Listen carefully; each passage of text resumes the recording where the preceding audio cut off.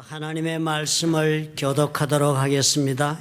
요한복음 14장 27절부터 31절의 말씀을 저와 한 절씩 교독하십시다. 평안을 너희에게 끼치노니 곧 나의 평안을 너희에게 주노라.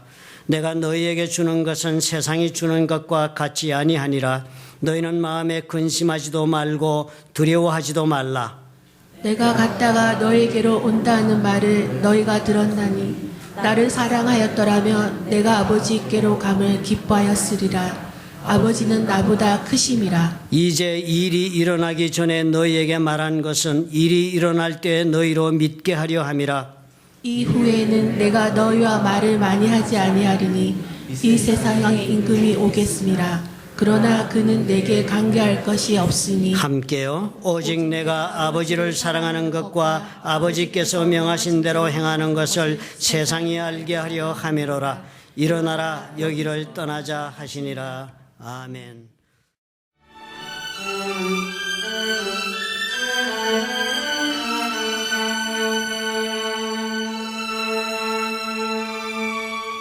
우리가 겉으로는 다 평범하게 살아가고 있는 것처럼 그렇게 보이지만 사람들은 다 정도의 차이가 있을 뿐 마음속에는 자신이 감당치 못하는 두려움을 언제나 품고 살아가고 있는 경우가 대부분입니다. 사람마다 두려워하고 있는 그 두려움의 종류는 서로 다를 것입니다. 그리고 각 사람은 자신의 마음속에 가지고 있는 그 두려움에 따라서 나름만의 독특한 행동을 하고 있다는 것도 우리는 잘 이해를 합니다. 때로는 이 두려움 때문에 우리는 내 자신도 모르게 과잉 반응을 하게 되는 경우도 많고 또 스스로 내 자신을 보호하겠다는 심리가 나도 모르게 무의식 중에 발동을 해서 필요 이상으로 내 자신을 외부로부터 그렇게 문을 닫고 폐쇄적으로 돌아앉는 경우도 흔한 것입니다. 두려움이 일어나기 시작하면 무엇보다도 우리는 마음의 평화를 뺏깁니다. 마음속에 일어난 그 두려움, 우리가 그 두려움을 제대로 우리가 다스리지 못한다면 한번 일기 시작한 그 두려움은 점점 자랍니다. 점점 자라서 그리고는 극단적인 형태로까지 발전하게 되는 경우가 수도 없습니다. 요즘은 극단적인 이런 두려움에 사로잡힌 젊은이들도 종종 만나서 함께 기도하는 경우가 있습니다. 대개의 경우가 두 가지 종류의 하나라고 합니다. 하나는 그 두려움으로 인해서 사람이 완전히 화석화된다고 합니다. 감정적으로 굳어져서 바위처럼 돌덩이처럼 그렇게 딱딱한 그런 사람이 되듯이 감정적으로 완전히 마비가 되어서 전혀 바깥 세상과 사람들의 관계 속에서 반응하지 못한 채로 그렇게 살아가는 경우가 있다 합니다. 그러나 그렇지 않은 경우는 또 다른 하나의 극단적인 경우는 그 두려움에 지배를 당해서 공황 상태에 빠지는 것입니다. 감정의 평정을 잃게 되고 극도의 이해할 수 없는 불안한 감정에 빠져들어서 이성을 상실하게 되는 경우가 대단히 흔하다고 합니다. 많은 경우에 우리가 그런 사람들을 목도하지 않습니까? 이 두려움은 지극히 당연한 감정 중에 하나입니다. 살아있는 모든 존재는 다 두려움을 느끼게 되어 있습니다. 그렇지만 이 두려움을 스스로 해소해 나가지 못한다면 엉뚱한 문제로 늘 발전하여서 우리의 현실에 영향을 주게 마련입니다. 사실 또 어떤 반면에는 이런 반면에는 이 두려움이 또 있어야만 우리가 세상을 안전하게 살아갈 수도 있는 법입니다. 촛불에 손가락 넣는 일을 아이들이 두 번 다시 하지 않으려면은 불에 손을 넣었을 때 경험하게 되는 그 뜨거운 불의 그 화상에 대한 두려움을 배우면 그 행동을 교정하게 되는 것입니다. 죄에 반복해서 빠지는 사람이 있다면 그 사람이 죄로부터 돌아서게 하려면 그 죄의 결과가 그 죄를 행했을 때 그 사람에게 주는 그 결과가 주는 고통에 대하여서 그 고통이 얼마나 두려운가를 그 사람이 경험하게 되면 두 번 다시 동일한 죄에 빠지지 않을 수가 있는 것입니다. 하나님이 종종 이 방법을 사용하는 것을 우리가 경험하지 않습니까? 이러한 두려움은 오히려 우리가 배워서 우리의 마음의 평화, 우리 삶의 안전을 얻게 되는 유익한 두려움이라 할 수 있습니다. 그러면 이런 유익한 두려움 없이 사는 사람은 대단히 두려운 존재가 됩니다. 두려움이 있어서 내 마음속에 두려움이 있어서 나의 삶의 울타리, 나의 바운더리를 지키며 살 줄 알면 그분이 성숙한 분이 되는 것입니다. 그런데 문제는 우리에게는 너무나도 많은 이 이상의 두려움이 우리 속에 있다는 것입니다. 불확실한 미래에 대한 두려움이요, 아무 근거도 없이 나를 대단히 사로잡고 흔들어서 미래에 대한 준비에 온 현재를 다 쏟아붓게 만드는 경우가 얼마나 많습니까? 내가 알지 못하는 것에 대한, 확실하지 않은 것들에 대한 모든 종류의 두려움을 우리는 다 가슴에 품고 삽니다.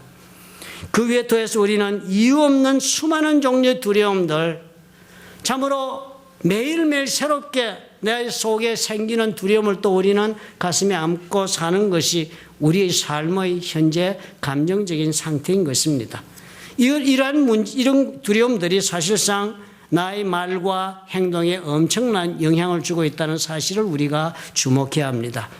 마음의 평화는 고사하고 우리를 이렇게 바위처럼 굳게 만들든지 아니면 패닉 상태로 몰고 가든지 하는 이런 사태가 아니더라도 이 두려움이 우리의 행동을 참으로 우리가 원하지 않는 모습으로 그렇게 몰고 가는 경우도 수도 없이 우리는 발견하지 않습니까?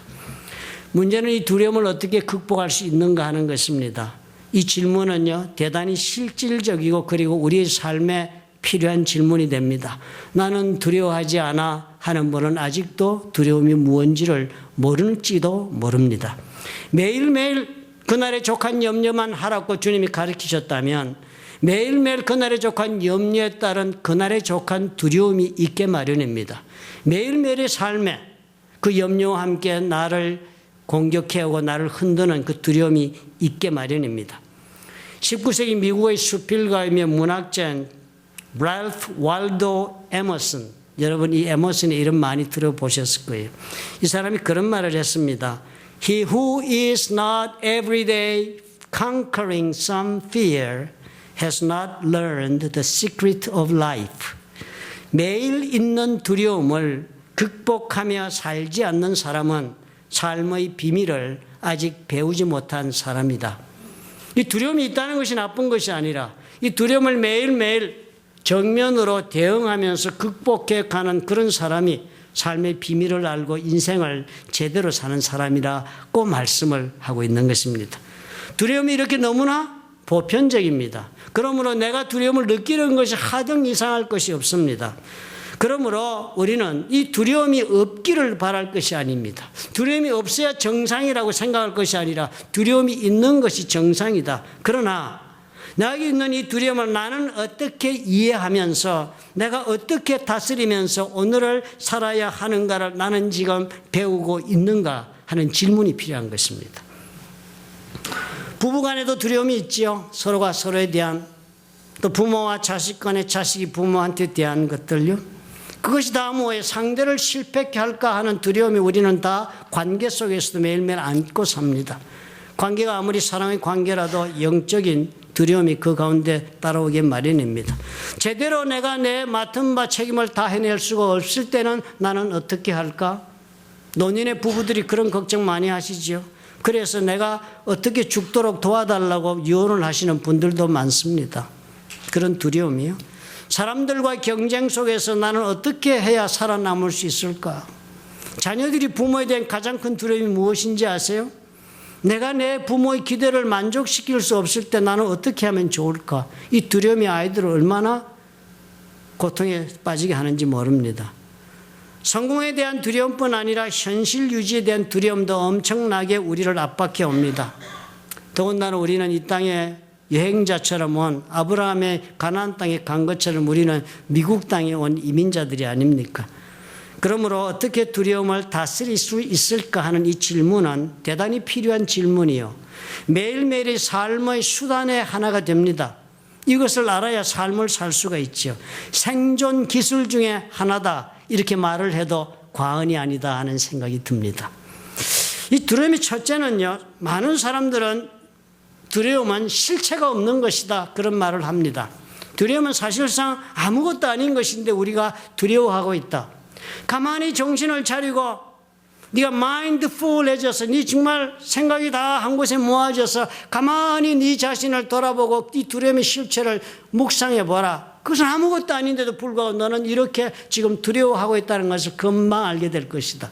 사람들이 두렵다는 실체가 없는 것들을 가지고 그렇게 사람들은 두려워한다라고 말을 합니다.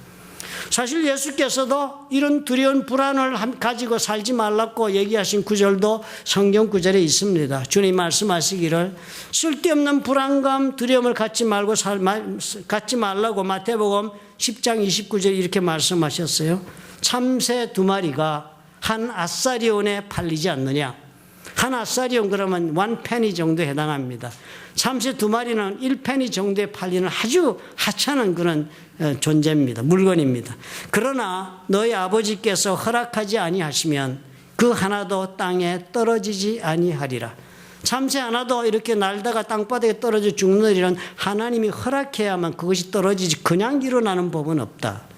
너희에게는 머리털까지 다 세신 바 되었나니 우리는 하나님 앞에서 머리털이 몇 개인지를 하나님이 다 세고 계신 그런 존재라는 거예요. 하나님이 저와 여러분을 그렇게 알고 계시답니다. 우리 하나님 우리를 그토록 나도 모르는 내 자신에 대한 것도 다 알고 계시는 그런 하나님이시니 이렇게 말씀을 해요. 두려워하지 말라. 두려워하지 말라. 너희는 많은 참새보다 귀하니라. 이 참새 나라는 이 참새보다 너희들이 얼마나 귀한다고. 그걸 모르느냐. 두려워하지 말아라. 까닭 없이 두려워하며 살지 말고 평안을 누려라.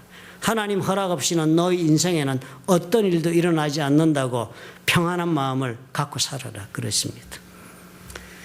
사실 여러분 우리 살다 보면 요즘에 조금 있으면 이제 봄철 되기 시작 안개가 많이 낄 것입니다. 그죠? 그러면 안개가 짙게 끼면 뭐 완전히 마비되잖아요. 그죠? 좌우를 분간할 수 안개가 짙게 끼면 자동차를 타고 운전하기가 어렵습니다. 그죠? 옆을 돌아보아도 무엇이 있는지도 안 보이고 그래서 아주 그러고 나면 몸도 춥고 막 떨리고 그렇잖아요. 그런 정도의 안개가요. 1에이커에 그렇게 짙게 덮였을 때 그것이 수증기니까 물의 입자니까 그 전체적으로 과학적으로 계산을 해보니까요. 1에이커를 1m가 아주 짙어서 좌우를 분별하지 못할 정도 그렇게 된 안개의 물의 양이 조그만 물잔 하나에 찰 정도밖에 되지 않는다고 합니다. 그런데 물잔 하나 정도에 찬 이 물 입자가요. 물이 입자가 이렇게 정말 증발해서 막 벌어질 때 그 숫자가 어느 정도까지 벌어지냐 하면은 한 컵이요. 400 빌리언 4천억 개의 작은 물 입자로 이렇게 증기가 되어서 뜨면은 그것이 1에이커를 그렇게 짙게 덮고 만답니다. 엄청난 파워인 것처럼 보여지지만 사실은 그 내용은 뭐라고요? 겨우 물 한 잔이다. 겨우 물 한 잔이다. 지금요, 우리가 느끼는 두려움이 그렇게 커가지고 우리는 정말 마음속에 일어난 불안을 동반한 그 두려움 때문에 내 인생이 완전히 마비될 정도가 된 것 같아도 그것이 뭐라고요? 실체가 없는 거야, 그건. 그건 아무것도 아닌 거야. 겨우 물 한 잔이 그런 안개를 만드는 것처럼 네가 그토록 나는 이래서 못 살겠다, 이래서 두렵다, 이러고 막 패닉에 빠지고 아니면 그저 화석처럼 굳어버리고 정상적인 삶을 제대로 영위하지 못하고 관계를 유지하지 못할 정도가 되었다 할지라도 그 내용을 들여다보면 아무리 실체가 없는 거야. 파워가 없는 거야. 그런 것입니다. 그렇지만 그것을 알지 못하고 거기에 사로잡히면 어떻게 돼요? 엄청난 상처를 입습니다.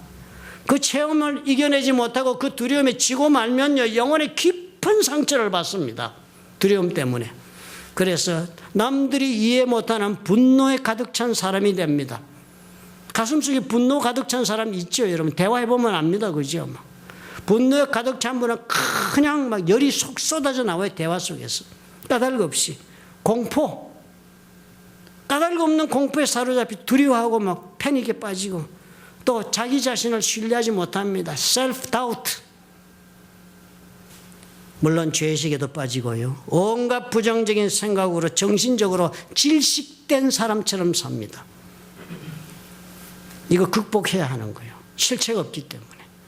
넬슨 만델라 여러분 아시죠? 남아프리카 공화국. 이분은 참 위대한 분이에요. 수십 년을 감옥에 살았는데 감옥에서 풀려나서 그 나라의 대통령이 되지 않았습니까? 자기를 감옥에 넣은 그 정적들을 다 그대로 인정해주고 남아프리카에 있는 영국 사람들이 재산과 권한도 인정해주고 자기를 투옥시켰던 사람을 부통령 만들어가지고 같이 정치했습니다. 우리가 모르는 것을 당신들이 해서 채워달라. 그래서 남아프리카 공화국이 정권이 바뀌면서 다른 아프리카처럼 그렇게 혼란에 빠지지 않고 계속적인 경제적인 안정과 정치적인 안정을 이룬 사람이 넬슨 만델라입니다. 얼마나 고통이 심했겠어 감옥이었어요. 그 사람의 전기를 읽어보면 처절한 삶을 보낸 사람입니다. 그런데 그분이 이렇게 말을 했어요. The brave man is, 용감한 사람은 not he who does not feel afraid. 두려움을 느끼지 않는 사람이 용감한 사람인 것은 아니다. But he who conquers that fear. 자기가 느끼는 두려움을 극복하는 사람이 용감한 사람이다. 두려움이 없어서 용감한 사람이 아니라는 거예요. 엄청난 두려움이 있다 할지라도 그것을 극복하는 사람이, 그 사람이 용감한 사람이다라고 합니다. 그러면 여러분, 실체 없는 두려움 많이 경험하실 경우에는요, 질식되지 마셔야 합니다. 하나님이 허락지 않으시면 어떤 일도 내 인생에는 일어나지 않는다는 믿음 가운데 실체를 볼 수 있어야 합니다. 두려움이 아무것도 아닌 건 알 수가 있습니다. 그러나 어찌 뭐 두려움이 꼭 그렇게만 합니다. 실체가 있는 두려움이 있습니다. 아이들이 공부하다 보면 대학에 가야 한다는 중대한 문제에서 내가 학교에서 공부하는 실력 가지고 나는 대학을 제대로 갈 수 없다는 두려움, 현실적 두려움이죠. 그죠? 내가 지금 능력도 없고 이래가지고 나는 장가를 못 가겠다는 두려움, 그 현실적이고 그건 사실적 두려움입니다. 그죠? 생활력도 없고 그러면 누가 어떤 이쁜 여자가 결혼해 주겠습니까? 나는 이렇게 정말 가정도 한번 못 잃어보고 사는구나, 그렇게 좌절한다는 실질적인 두려움입니다.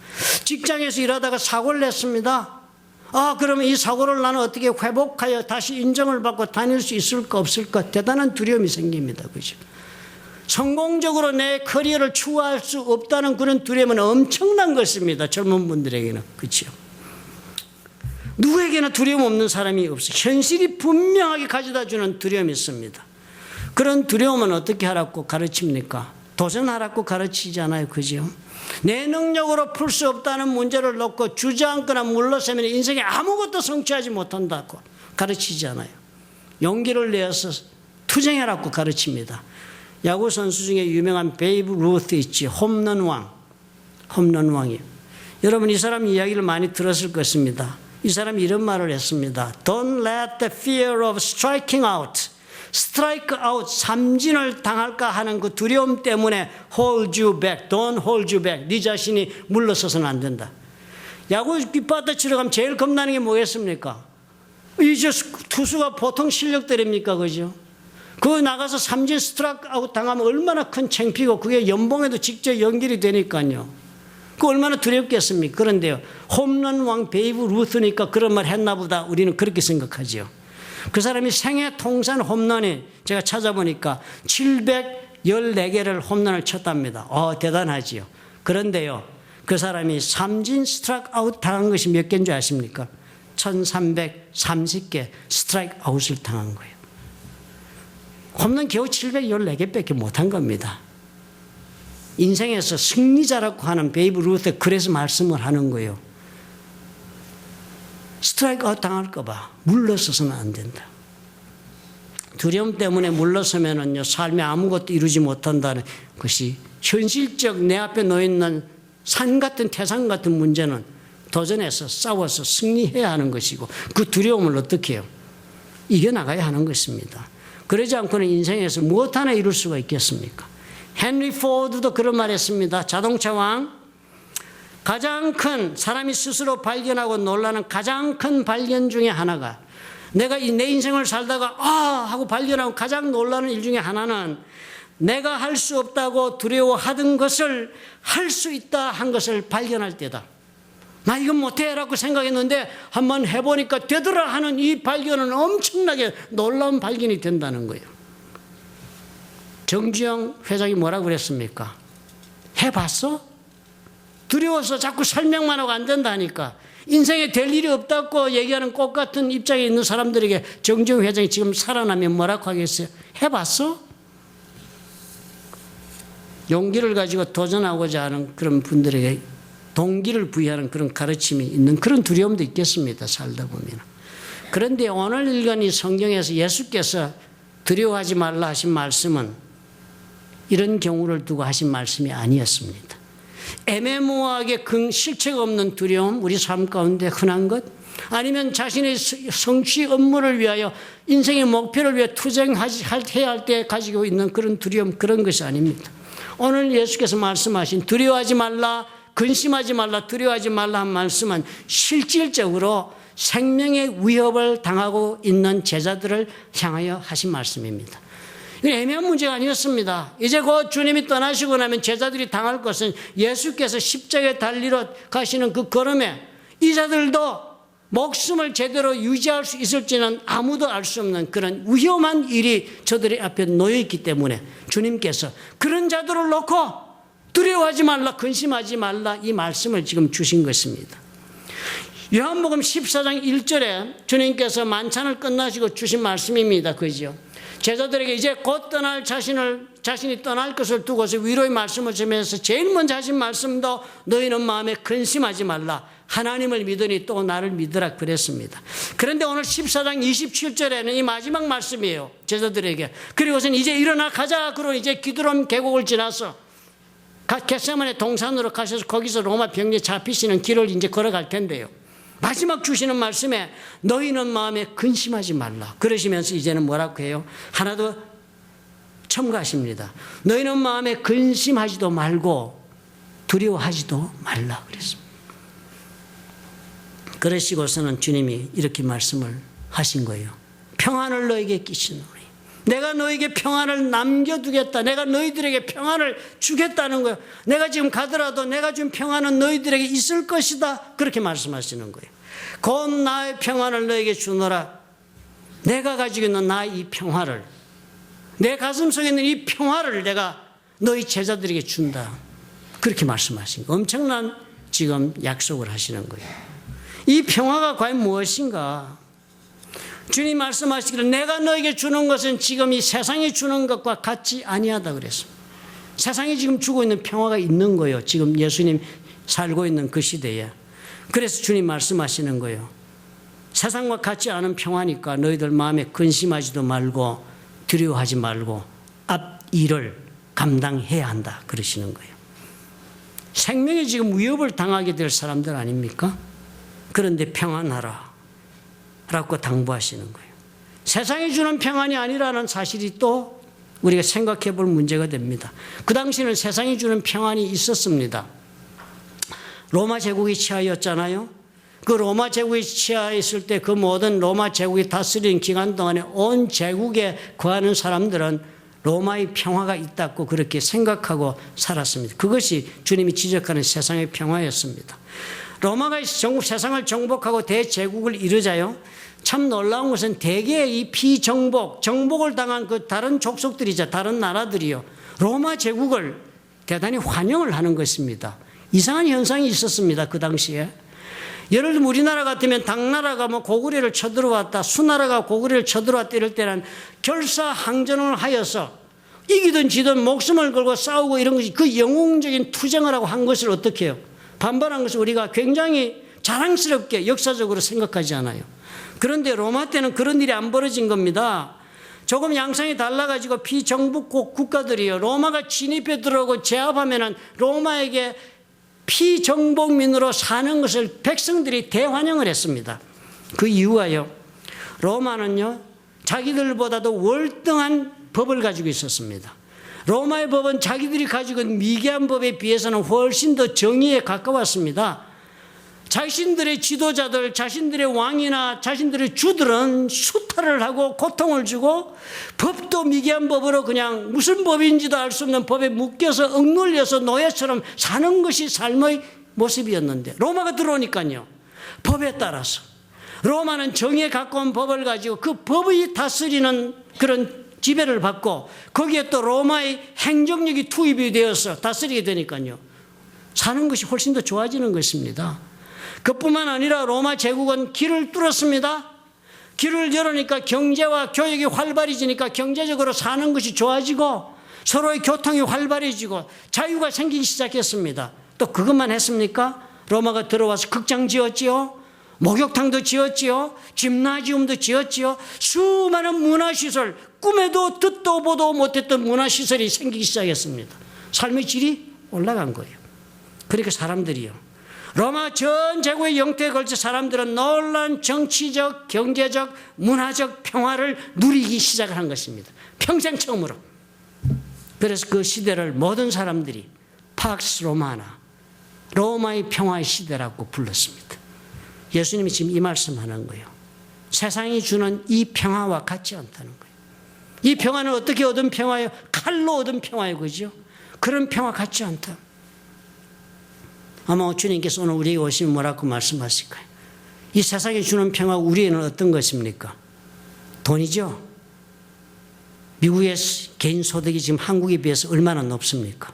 6만 불이 넘는 높은 소득을 누리고 삽니다. 여기는 극빈자라서 저 같은 극빈자도 병원에 가면은요 엄청난 의료 혜택을 받는 거 보고 제가 놀랐습니다. 세상에 이렇게 완전한 의료 혜택을 어떻게 공급할 수 있는가?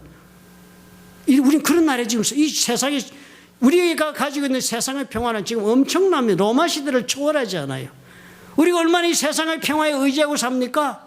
그 재물과 그 건강과 그 정의의 법, 그리고 세상이 주는 정치적 안정, 경제적 안정, 문화적 혜택, 이 모든 것이 얼마나 대단합니까? 주님 말씀하시는 거예요. 이 세상이 주는 평화는 다른 평화가 내 평화다. 내가 그 평화를 너희에게 주겠다는 거예요. 참으로 우리가 이 세상에 살면서 오늘도 해결되지 못한 내 마음의 두려움이요, 주께서 동일하게 말씀하시는 거예요. 내가 너희들에게 평화를 주겠다. 주님 그러시면서 그 평화가 어떻게 가능하다고 말씀을 하시고 계신가? 주님은 그 평화가요, 우리가 정말 그 평안이 첫 번째로 우리에게 있을 수 있는 것, 주님의 그 평안을 받으라 하시면 주시는 말씀이요, 임박한 실질적인 두려움을 이기고 그렇게 나갈 수 있는 실질적으로 네 삶의 힘이 되어서 너를 이끌어갈 그런 힘이 외부적 조건에서, 즉 두려움을 누를 수 있는 어떤 환경에서 오는 것이 아니라 주님의 계획을 아는 데서 온다는 것입니다. 주님의 계획이 아는 데서 온다는 거예요. 두려움은 실존이에요. 우리 삶 가운데 엄청난 두려움이 있습니다. 수술 성공만 했으면 김정국 목사님 생명을 잃었을 것입니다. 예전에 다 죽은 병 아닙니까? 스턴트 3개를 누가 넣어줘요? 그런 치료법이 예전에 어디 있었습니까? 실존합니다. 이 두려움은 앞으로도 우리의 삶 가운데 두려움은 실존하는 거예요. 그러나 어떻게 주님 말씀하시기를요, 하나님의 계획을 알면 너는 이 두려움을 극복할 수 있다 했습니다. 요한복음 14장 28절이 그 말씀인 거예요. 내가 갔다가 너희에게로 온다 하는 말을 너희가 들었나니, 들었지 않느냐? 내가 너희에게 말했지 않느냐? 나는 갔다 온다고 얘기하지 않았느냐? 그게 무슨 말씀입니까? 그저 주님은 기분 나면 갔다가 또 기분 나시면 오신다 했습니까? 아니요. 계획이 있어서 갔다 오신다고 말씀하지 않으셨습니까? 요한복음 14장 2절에 내가 가서 너희 거할 곳을 다 준비하면 그때 내가 데리러 와서 너희들도 나와 함께 거하리라. 계획이 있다는 계획을. 내가 그 계획을 지금 진행하고 있다는 거예요. 주님께서 우리에게 그 말씀하시는 거예요. 내가 너를 향한 계획을 가지고 있고 그 계획이 너희 삶을 지금 이끌어가고 있다는 그 믿음을 가지고 이 두려움을 극복해라 하시는 것입니다. 상상해 못한 방법으로 그냥 막 동분서주하시면서 우리를 구원하시는 분이 아니십니다. 철두철미한 계획을 사전에 다 세우시고 인도하십니다. 죽음의 공포보다 더한 것이 인생에 있겠습니까? 그런데 예수님께서 그 죽음의 공포를 극복할 수 있는 계획이 바로 이것이다. 나는 계획이 있다는 것, 그것이 너로 하여금 일어서게 한다는 것입니다. 오늘 우리가 이것을 믿어야 합니다. 에베소서 1장 11절은 뭐라고 우리에게 말씀을 합니까? 모든 일을 그의 뜻의 결정대로 일하시는 이라. 하나님이요, 목적을 정하시고는 그 목적이 하나님의 뜻을 따라 하나님의 목적을 먼저 세우신답니다. 그리고 목적을 세우시고 나서는 이의 계획을 따라 그에 따라서 하나님께서는 계획을 만드십니다. 그리고는 그 계획을 따라서 according to the will of plan of him, 하나님의 그 계획에 따라서 우리가 예정을 입었다. 미리 하나님이 우리의 운명을 결정하십니다. 그리고서는 그 안에서 기업이 되었다. We are also chosen. 우리가 선택을 입었다는 거예요. 놀라운 존재라는 것입니다. 우리가 그냥 이렇게 설렁설렁 왔다 가는 존재들이 아니라는 거예요. 그냥 적당히 그냥 가정을 이루고 아이들 낳지 교육 다 시키고 이제는 은퇴해서 적당히 신세 타령이나 하다가 죽는 인생들이 아니라는 거예요. 우리는 하나님께서 계획을 가지고 만세 전부터 뜻을 세우시고 그 뜻을 따라 하나님이 계획을 세우셨답니다. 하키수 너를 인생에 보내려고 나는 이런 계획을 세웠다. 내 뜻은 너를 향한 뜻이 이러하다. 그러므로 그 뜻에 따라 계획을 세우고 그 계획에 따라서 너의 인생을 하나씩 둘씩 지금 진행한다라고 주님 말씀하신 것이 에베소서의 기록인 것입니다. 저와 여러분에게 이런 하나님의 치밀한 사전계획이 있다는 걸 믿으셔야 합니다. 욥은 고통 가운데 그래서 그 말하지 않았습니까? 23장 10절에서 그러나 내가 정말 어디를 보아도 하나님 보이지 않는다는 거예요. 고통 가운데서 보니까 좌로가도 없고 우로가도 없고 계신 것 같아서 저리 가보니까 동해도 없고 서해도 하나님은 보이지 않는다. 절망이다. 내가 이 고통과 어떻게 살고 그런 자리까지 왔다는 거예요. 그러면서 욥이 고백합니다. 그러나 그렇지만 내가 가는 길을 그가 아신다. 나는 하나님을 지금 못 보지만 하나님은 지금 내가 어떤 길을 걷고 있는지를 He knows my way. 알고 계시다. 그가 나를 단련하신 후에는 내가 정금같이 되어 나오리라. 이 믿음으로 여러분 우리가 살을 낳고 예수님이 당부하십니다. 그러면 우리는 두려워하지 않습니다. 하나님의 계획이 진행되니까요. 너 앞에 무슨 폭풍이 다가와도 괜찮습니다. 그 폭풍이 나를 끌어가는 것이 아니고 하나님의 계획이 나를 끌어가기 때문입니다. 두 번째로 주님은 우리가 늘 요구받은 대로 예수님을 사랑하는 마음이면 이기고 산다. 예수님을 사랑하면 네가 이길 수 있다 그럽니다. 요한복음 14장 28절은 주의 깊게 읽어봐야 할 필요가 있습니다. 제자들이 이렇게 말씀하세요. 나를 사랑하였더라면 문장 보십시오. If you love me. 가정법 현재는요, 사실과 다른 일을 말할 때 쓰는 법이잖아요. 그죠? 가정법 현재문입니다. 제자들 보고 너희들이 나를 사랑했던 그 말은 너희들은 지금 나를 사랑하지 않고 있다. 그렇지만 나를 사랑하면 지금 그 말씀 하시는 거예요. 이 제자들, 우리가 주님을 사랑하는데 막 이러고 막 달려드는 제자들 보고 주님이 그 말씀 하는 거예요. 나를 사랑하지 않고 있어. 그러나 너희들이 만약에 나를 사랑할 수 있다면 그렇다면 내가 아버지께로 감을 기뻐하리라. 근심하고 두려워하는 대신에 기뻐할 것이다. 사실 사랑하면 두려움이 사라지죠. 뭐 얼마나 큰 설명이 필요하겠습니까? 우리 어머니들이 아기를 놓잖아요. 요즘 병원에 가서 아기 놓는 것도 뭐 누가 걱정하는 여자분 한 분도 없습니다. 목사님 애 놓으러 가요. 가서 기도해. 괜찮아요. 오지 마세요. 애 너무 어려요. 옛날 같으면 막 두려워서 기도하고 갈 텐데 괜찮대요. 요즘 젊은이들 저보고 애기 놓기 전에 레이버실 그 산통이 돼서 병원에 갈 때 와서 기도해 주십시오 하는 여자분들이 없어요. 귀찮게 자꾸 오지 마시라고. 애 다 놓고 나면 그때 와서 축복기도 해주시고 당연히 애 놓을 줄 알고. 그러시면 예전에는 어땠습니까?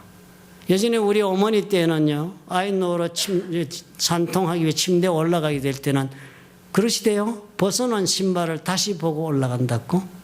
내가 이 아이를 놓다가 살아나면 다시 신발을 신지만 다시 못 신을 수도 있다는 생각에 아이를 놓고 침상에 올라가면서 어머니들은 그랬답니다. 내가 이 신발을 다시 신을 수 있을까? 그래서 한 번 다시 쳐다본다고요. 얼마나 두려운 자리에 올라갑니까? 그런데도 올라가서 애를 낳는 거예요. 그 두려움을 극복하고 진통을 겪으면서 아이를 낳는 거예요. 왜 그렇게 했습니까? 사랑의 힘이죠. 잉태된 생명에 대한 사랑이요. 두려움이 없는 것입니다. 죽음인들 막을 수가 없는 사랑이 되는 것입니다. 주님이 지금 그 말씀하시는 것입니다. 남자들은 죽어도 못할 사랑이잖아요. 그죠? 오늘 우리의 삶에 두려운 것은 없을 수 없습니다. 그러나 우리는 어떻게 예수님 말씀이요.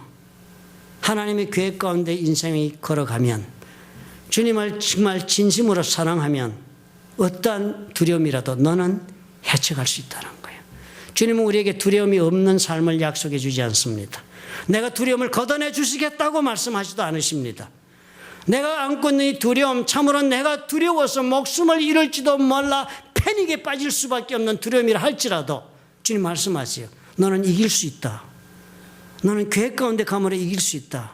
너는 나를 사랑하는 마음으로 이 죽음에 동참하여 이 고통에 동참하여 얼마든지 헤쳐나갈 수 있다. 주님이 오늘 우리에게 약속해 주시는 말씀인 것입니다. 루이자 메이 엘코트, 여러분 리틀 우먼 영화 아시죠? 소설. 그 리틀 우먼의 저자입니다. 여자분이신데요. 이렇게 얘기를 했어요. I am not afraid of storms. 나는 폭풍이 두렵지 않다. For 왜냐하면 I am learning how to sail my ship. 나는 내 배를 어떻게 항해를 해나가야 하는지를 지금 배우고 있기 때문이다. 저와 여러분이요. 올해 한 해 우리가 은혜 가운데 살았습니다. 이제 하나님께서 어떤 삶을 인도하든지 두려워할 것 없이 담대하게 도전하여서 헤쳐나가셔서 멋진 새해를 만드시기를 예수님의 이름으로 축원합니다. 기도하겠습니다.